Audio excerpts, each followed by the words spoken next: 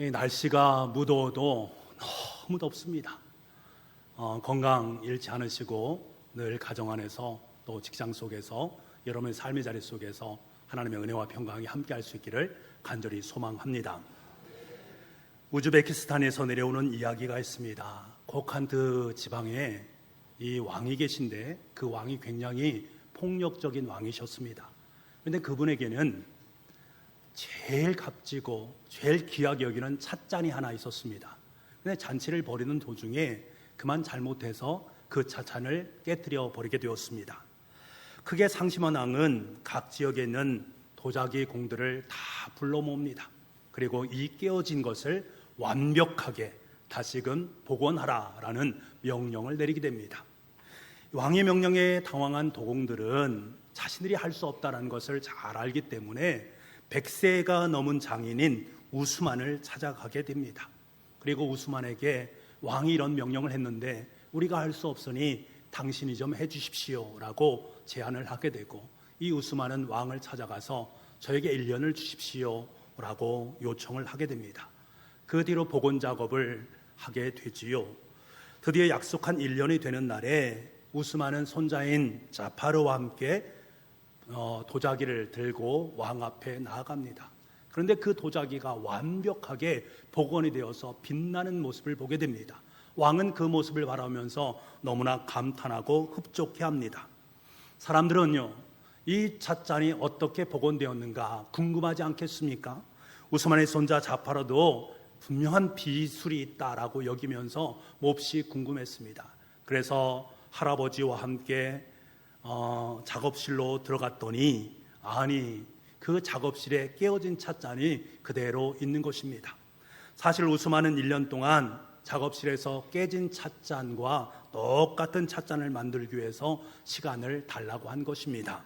이를 보고 놀란 손자에게 이 우스만이 한 말이 굉장히 중요한 말입니다. 이런 말을 합니다. 인생을 살다 보면 깨어진 조각을 붙이는 것보다 새로 시작하는 것이 더 이로울 때가 있단다 라는 말입니다.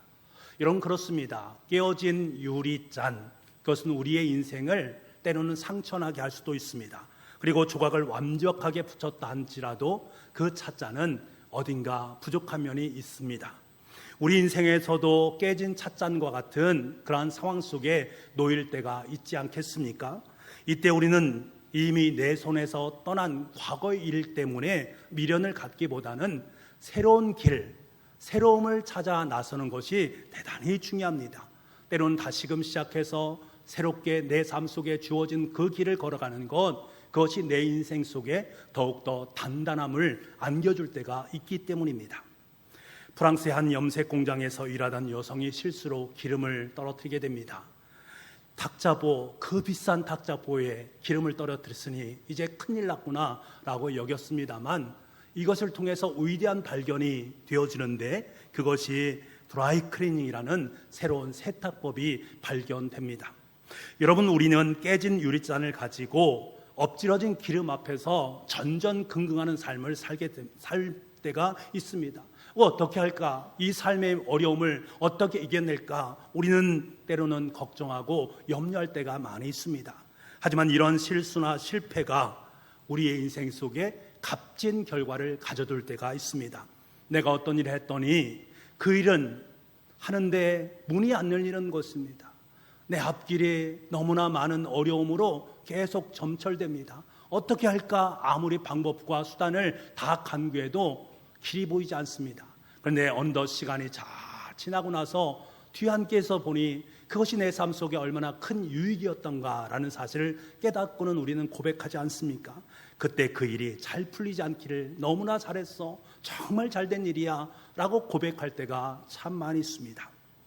우리는 나름대로 열심히 삶을 살아갑니다. 그런데 삶을 살아갈 때도 우리의 삶 속에 다윗의 고백처럼 사망의 음침한 골짜기를 지나는 것처럼 참 고난 가운데, 힘든 가운데 낙심하고 좌절할 때가 있습니다.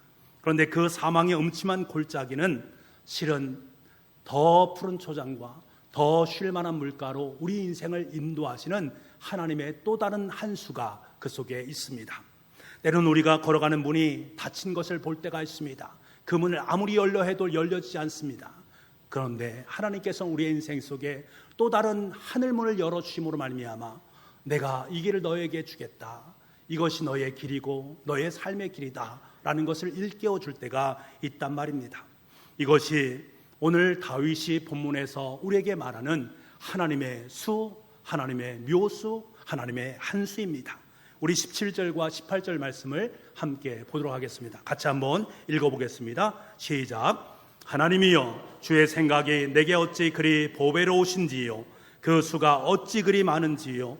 내가 세려고 할지라도 그 수가 모래보다 많도소이다. 내가 깰 때에도 여전히 주와 함께 있나이다.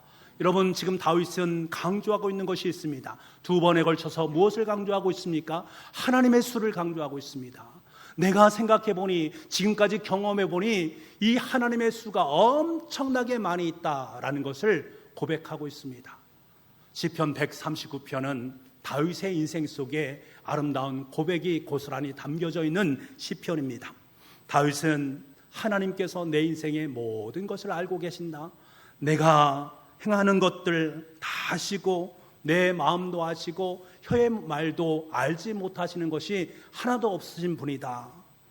여러분, 우리는 삶을 살면서 내 자신을 잘 안다라고 말하면서 삶을 삽니다. 어떤 자신입니까? 자신이 알고 있는 자신과 남이 아는 자신을 살아가고 있는 것이 우리의 모습입니다. 어떤 사람은 내 자신이 생각하기에 스스로도 별것 아닌 것 같다라고 여겼는데, 다른 사람은 나를 바라보면서 당신 참 좋은 사람이고 당신 귀한 사람입니다 라고 말해주는 사람이 있습니다. 반면에 자기 자신은 아주 좋은 사람이라고 여겼는데 다른 사람이 보기에는 형편없는 사람이다라고 말하는 분들도 있습니다. 우리는 스스로 자신에 대해서 나는 모든 것을 잘 알고 있다, 나에 대해서 잘 알고 있다라고 착각하며 살아갈 때가 있습니다. 하지만 그렇지 않습니다. 우리가 알지 못하는 내 자신의 것들이 얼마나 많이 있는지 모르겠습니다. 왜 그런 것일까? 우리 인간은 유한한 존재이기 때문입니다. 전지전능한 하나님이 아니기 때문에 그렇습니다. 우리가 이 사실을 알아야만이 좀 더 내 자신 앞에 겸손할 수 있습니다. 이것을 깨닫지 못하고 나 모든 거 알고 있어, 나도 잘 알고 있고 내 모든 걸 알고 있다라고 교만한 마음을 품게 되면 문제가 발생하기 시작합니다. 내 잘난 맛에 살게 되는 것입니다. 이런 사람들을 볼 때마다 볼썽사납다라고 여겨질 수 있습니다. 여러분, 우리는 우리의 전부를 알지 못합니다. 우리의 전부를 알지 못하지만 우리의 전부를 아시는 분이 계시니 그분이 바로 여호와 하나님이십니다. 하나님께서는 우리의 장점뿐만 아니라 우리의 단점 또한 잘 알고 계십니다. 지난날에 우리가 지었던 죄와 허물들을 너무나 잘 알고 계시는 것입니다. 우리의 속속들이 모든 것을 아시는 그 하나님, 그 하나님께서 우리의 삶의 자리 속에 함께하고 계십니다. 지금 다윗은 이것을 정확히 깨닫고 있습니다. 하나님께서 다윗의 어디까지 알고 계신가? 2절 말씀에 보니까 주께서 나의 앉고 일어섬을 아시고 멀리서도 나의 생각을 밝히 아신다라고 말하고 있습니다. 내가 앉는 것은 무엇을 말합니까? 쉬기 위해서 앉는 것입니다. 일어나는 것은 일하기 위해서 일어나는 것입니다. 내가 앉아서 쉴 때에도, 일어나서 어떤 일을 행할 때에도 하나님은 그 모든 것을 속속이 다 알고 계시다.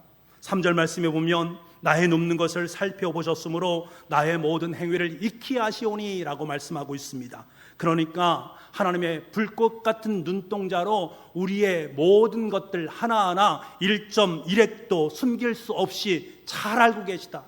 그래서 그가 7절 말씀에 뭐라고 고백합니까? 내가 주의 영을 떠나 어디로 가며 주의 앞에 어디로 피하겠습니까? 주님께서 나의 모든 것을 알고 계시는데 내가 어디로 가서 피할 수 있겠습니까? 라고 고백하고 있습니다. 여러분, 하나님은 저와 여러분을 너무나 잘 알고 계십니다. 여러분의 생각도 아시고요, 여러분의 마음도 알고 계시는 분이십니다. 우리는 하나님 앞에 숨길 수 있는 것이 단 하나도 없으십니다. 그러면 여러분께 묻겠습니다. 하나님께서 여러분을 너무나 잘 알고 계신다, 이 말씀 앞에 여러분은 그래 참 복되다 라고 고백할 수 있습니까? 아니면 저 말이 내 삶 속에 저주처럼 들린다 라고 여기십니까? 저는 바라고 소망하는 것은 복되다라고 고백할 수 있기를 간절히 소망합니다. 다윗은요, 하나님이 내 자신을 알고 계시다라는 이 사실 앞에 너무나 감격스러웠습니다. 너무나 행복했습니다. 왜냐하면 자신의 모든 것을 하나님 앞에 내어 맡길 수 있었기 때문입니다. 나의 약점도 나의 연약함도 하나님 앞에 다 내어 맡기니까 막힌 문처럼 여겼던 그곳을 활짝 열어주시면서 수없이 많은 하나님의 수를 가지고 내 인생을 바꿔 놓으시더라 라는 사실을 경험했기 때문에 그렇습니다. 그래서 그가 다른 시편에서 시편 37편 5절에서 그가 이런 고백을 합니다.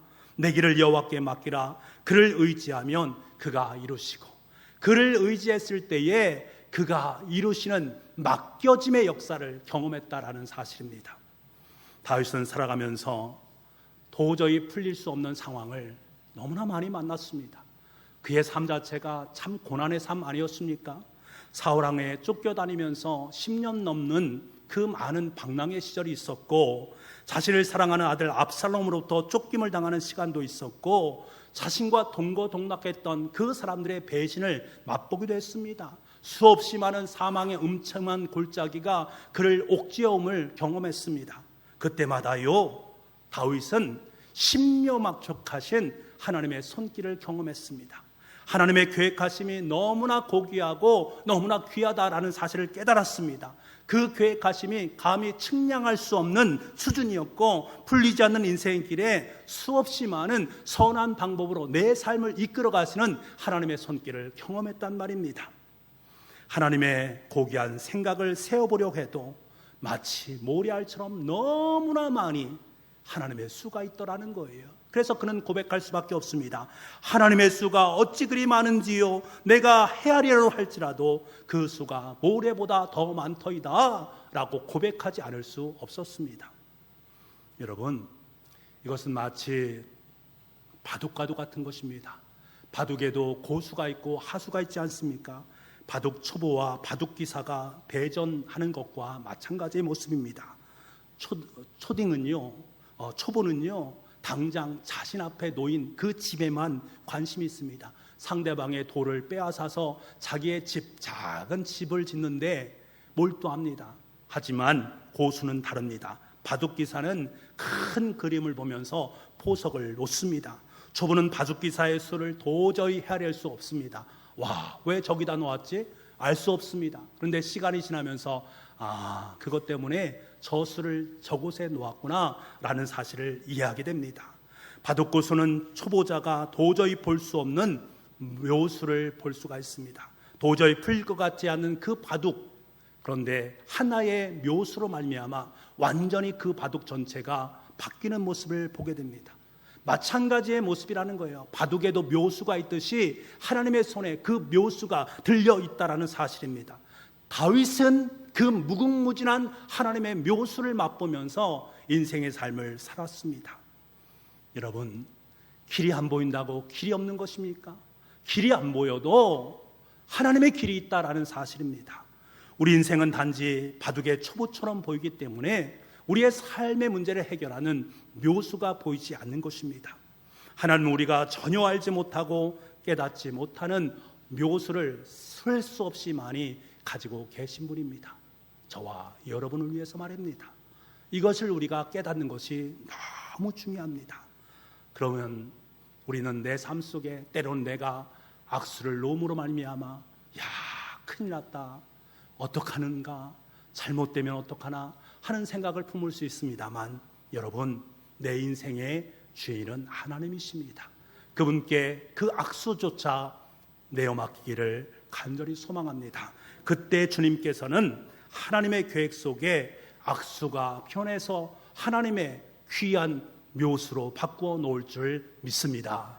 여러분의 인생 속에 그 하나님의 묘수를 마음껏 맛볼 수 있는 은혜가 있기를 간절히 소망합니다. 형들부터 미디안 상인에게 팔려버린 요셉, 애굽에서 그 가족을 구원하고 그리고 애굽의 총리가 될 줄 누가 알았겠습니까? 골리앗과의 전투에서 청소년의 모습으로 서 있는 다윗, 그 엄청난 골리앗을 누가 이기리라고 생각했겠습니까? 다윗을 잡기 위해서 사울왕의 3,000명의 군사가 그를 에워쌉니다. 그럼에도 불구하고 다윗이 살았습니다. 누가 그것을 알 수가 있었겠습니까? 누구도 장담하지 못했을 때에 하나님께서는 다윗에게 당신의 묘수를 보여주심으로 말미암아 그의 생명을 구원하셨습니다. 여러분, 내 인생이 풀리지 않음으로 말미암아 답답한 삶을 살고 계십니까? 내 삶의 자리가 왜 이렇게 힘들고 어려운가? 왜 꿈자리가 이렇게 뒤숭숭한가? 라고 답답함을 느낄 수도 있습니다만 여러분, 그러지 마시기 바랍니다.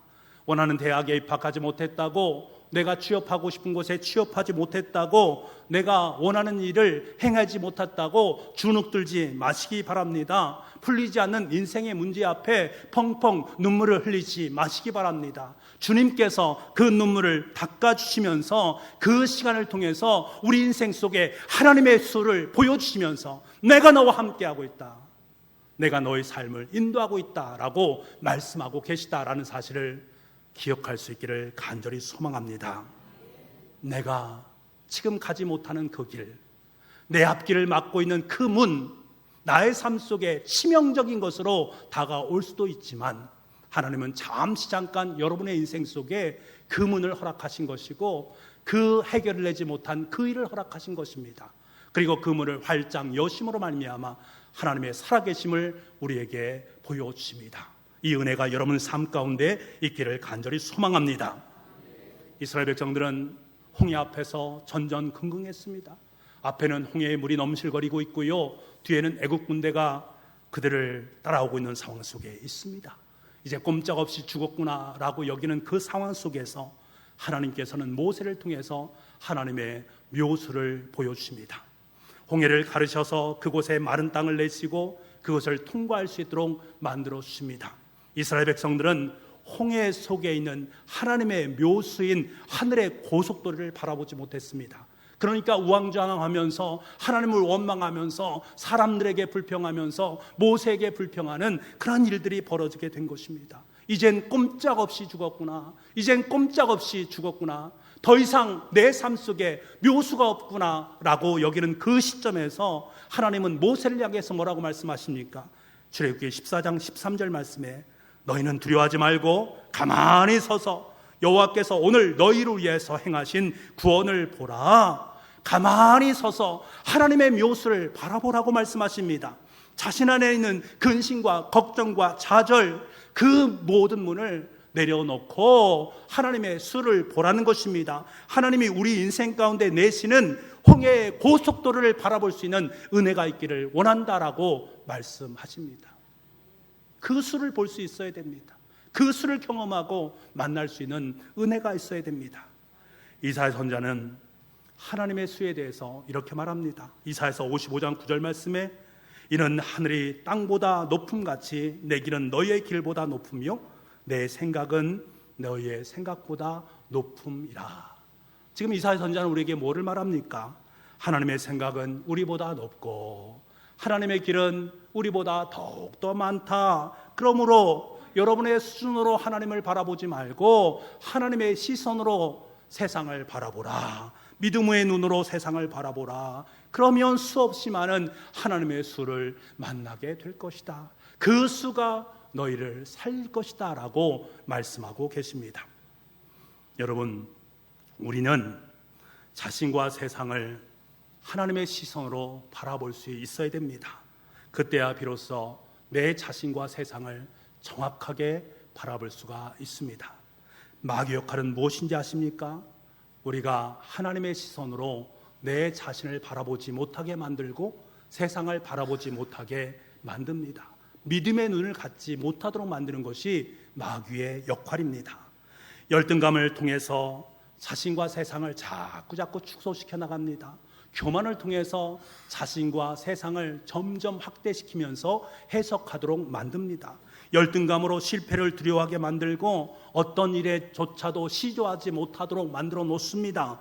교만으로 자신을 높게 바라보게 만들어서 타자를 업신여기게 만들고 자기 손아귀로 그 사람을 흔들어 놓게 만듭니다. 자신의 주장을 마치 그것이 참된 것인 양 상대방에게 그 주장을 전이시킵니다. 그래서 자신뿐만 아니라 타자의 생명 또한 앗아가게 되는 것입니다. 이것이 바로 마귀의 계략이요 마귀의 역할입니다. 여러분, 이것을 이겨낼 수 있는 길은 하나님의 수입니다. 하나님의 수로 내 자신을 바라보고 하나님의 수로 세상을 바라볼 수 있는 그 은혜, 우리는 그것을 훈련해야 됩니다. 사도 바울은 로마서 12장 3절 말씀에 저와 여러분에게 이렇게 권면의 말씀을 들려줍니다. 로마서 12장 3절 말씀을 우리 같이 한번 읽어보기를 원합니다. 같이 읽겠습니다. 시작. 은혜로 말미암아 너희 각 사람에게 말하노니 마땅히 생각할 그 이상의 생각을 품지 말고 오직 하나님께서 각 사람에게 나누어 주신 믿음의 분량대로 지혜롭게 생각하라. 아멘. 하나님께서 여러분에게 나누어진 믿음의 분량대로 지혜롭게 생각하라. 믿음의 분량대로 지혜롭게 생각하라. 여러분, 이것이 바로 하나님의 수로 세상을 바라보라라는 말입니다. 우리에게는 하나님께 주시는 믿음의 분량이 있다라는 거예요. 이 믿음의 분량을 가지고 나 믿음이 많아, 나 믿음이 적어, 이런 것을 말씀하기 위함이 아닙니다. 하나님께서 우리에게 믿음을 주셨는데 그 믿음의 힘을 의지해서 내 자신을 돌아보라는 것입니다. 내 자신뿐만 아니라 세상과 타자를 바라볼 수 있는 지혜로움이 우리의 삶 속에 있어야 된다라는 거예요. 그 기준점이 바로 믿음이 되어져야 된다라는 것을 말씀합니다. 여러분, 우리에게는 하나님의 주신 믿음의 분량이 있습니다. 이 믿음의 분량이 바로 하나님의 수입니다. 내가 어떤 일을 행할 때에 그 일이 내 인생의 문을 막습니다. 그때 우리는 비로소 믿음이라는 것이 작동하기 시작합니다. 내 힘과 지식으로, 그리고 다른 사람을 의지할 때, 그리고 그런 문이 활짝 열리면 좋을 터인데 그렇지 않음으로 말미암아 몹시 힘든 그 상황 속에 하나님께서 내 삶 속에 허락하신 믿음이 작동하기 시작합니다. 그것이 작든 크든 그 믿음이 작동하기 시작합니다. 그 믿음은 뭐라고 말하는 것입니까? 예수님이라면 어떻게 하실까? 예수님의 마음이라면 이 상황 속에서 예수님은 어떻게 행동하실까? 막힌 문을 통해 말씀하시고자 하는 하나님의 뜻이 무엇일까? 라는 것을 내 삶의 자리 속에 묻기 시작하는 것입니다. 주님, 하나님의 묘수를 깨닫게 도와주옵소서. 하나님께서 이를 통해서 나에게 말씀하시고자 하는 하나님의 뜻이 무엇입니까? 질문하기 시작합니다. 예수님 우리에게 뭐라고 말씀하십니까? 문을 두드리라, 그리하면 너희에게 열릴 것이니 라고 말씀하지 않습니까? 문을 두드리는 믿음의 시도가 단행되어질 때 하나님께서는 우리의 인생의 문을 열어주십니다. 하나님의 수를 보여주십니다. 이때 하나님께서 우리를 하나님의 방법으로, 하나님의 수로 문을 활짝 열어주십니다. 우리는 그것을 바라보면서 하나님께서 이 일을 행하셨구나. 우리의 삶 속에 믿음의 분량이 한층 더 커지게 되어집니다. 다시 말하면 믿음의 분량이 커진다는 것은 하나님의 수없이 많은 그 수, 그 묘수, 그 한 수를 더 많이 경험하는 것입니다. 그러므로 여러분, 믿음의 분량을 자꾸 키워가시기 바랍니다. 여러분이 살아가면서 여러분의 인생 속에 하나님의 묘수를 수없이 많이 경험할 수 있기를 원합니다. 더 많이 기도하시고 더 많이 말씀을 통해서 주님의 수를 만나실 수 있는, 그래서 여러분의 믿음의 분량이 더욱더 커질 수 있는 은혜가 있기를 간절히 소망합니다. 다윗이요, 이런 인생을 살았습니다. 그는 청소년 시절에 골리앗과 싸웠습니다. 어떻게 골리앗과 싸워서 승리할 수 있겠습니까? 칼과 창과 단창으로 할 수 없으니 오직 예수 그리스도 여호와 이름으로 나아간다. 여러분, 이것이 그의 인생 속에 하나님이 주신 한 수였습니다. 사울왕은 다윗을 잡기 위해서 3,000명의 자신의 군대를 보내지 않습니까? 다윗을 에워쌌습니다. 이 상황 속에서 다윗이 어떻게 승리할 수 있겠습니까? 다윗은 그 상황 속에서 사울왕을 죽일 수 있는 2번의 기회가 있었습니다만 사울을 살려주었습니다. 왜? 하나님께 기름 부음 받은 자였기 때문에. 그 살려줌의 은혜가 하나님께서 허락하신 한 수였다라는 사실입니다. 다윗은 자신의 아들 압살롬에게 쫓겨 도망갑니다. 도망가는 도중에 시므이의 저주가 그의 삶 속에 계속되어집니다. 그때 그 시므이를 죽이면 됩니다만 그가 뭐라고 고백합니까? 그가 저주하는 것은 여호와 하나님께서 나를 저주하게 하십니다 라고 고백하면서 그를 살려줍니다. 향후에 그것이 바로 하나님의 한 수였습니다. 여러분, 다윗은 수없이 많은 하나님의 수를 맛보았습니다. 헤아릴 수 없는 하나님의 수를 통해서 참된 승리자로 세워지게 되었습니다. 사랑하는 여러분, 행여 여러분의 이웃으로부터 상처를 받으신 분이 있습니까? 믿음이 작동해야 됩니다. 하나님의 수가 보이기 시작해야 됩니다. 그 수를 만나게 되면 그를 용서할 수 있고, 아니 더욱더 그를 사랑할 수 있습니다. 혹여 관계 문제 때문에 마음이 아프십니까? 다윗처럼 악인들로 말미암아 우겨쌈을 당하고 있는 상황 속에 있습니까? 풀리지 않는 인생의 문제로 전전긍긍하고 계십니까? 도저히 수산할 구멍이 없어서 한탄이 절로 나오는 상황 속에 있습니까? 하나님은 무엇을 원하십니까? 하나님을 바라보시기 바랍니다. 하나님께 간구하시기 바랍니다. 하나님의 수를 찾으시기 바랍니다. 하나님, 내 인생 속에 하나님의 수를 보여주십시오. 제가 도저히 감당할 수 없는 이 상황, 제가 그 일을 해결하는 것이 아니라 하나님께서 내 삶 속에 문을 열어 주옵소서. 하나님의 관점으로 이 상황을 바라보게 하여 주옵소서. 철저히 하나님을 의뢰하고 의지하오니 역사하여 주옵소서. 간구하는 우리가 되기를 원합니다. 이때 간절히 기도하며 나아가는 저와 여러분의 삶 속에 수없이 많은 하나님의 수를 보여주실 것입니다. 그리고 그 수로 말미암아 내 삶의 자리는 점점 하나님의 아름다운 승리의 이야기를 써내려가게 될 줄 믿습니다. 그런 은혜가 저와 여러분의 삶 속에 차고 넘칠 수 있기를 간절히 소망합니다. 기도하겠습니다. 아버지 하나님, 도저히 풀리지 않는 삶의 상황 속에서 하나님의 수를 보기를 원합니다. 우리 인생 속에 하나님의 수를 보여주옵소서. 제가 도저히 감당할 수 없는 이 상황 속에 하나님의 수를 보기를 원합니다. 하나님의 관점으로 바라보기를 원합니다. 하나님 역사하여 주심으로 말미암아 내 삶의 자리를 하나님의 수를 통해서 승리의 자리로 만들어가 주옵소서. 모든 말씀을 예수님의 이름으로 기도하옵나이다. 아멘.